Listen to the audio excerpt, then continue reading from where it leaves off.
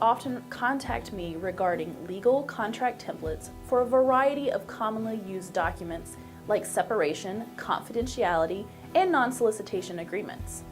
Many times this is done to cover the bases and apply an easy one-size-fits-all approach.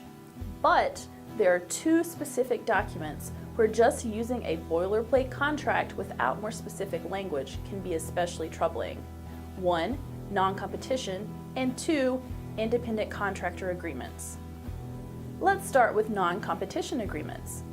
Many employers give the same non-compete to every employee at hire regardless of position or location.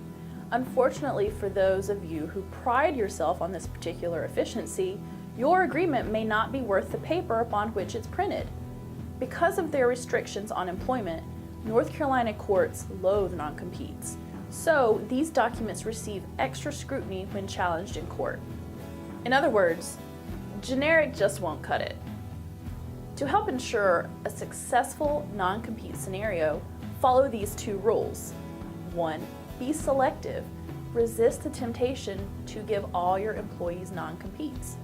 North Carolina courts especially disfavor employers who try to restrict the employment activities of lower-level employees like administrators, maintenance staff, and technicians. 2. Be specific. Non-specific geographic or duration language will likely kill the deal. Courts want to ensure that restrictions placed on employees are reasonable based upon an employee's location, position, and time with the employer.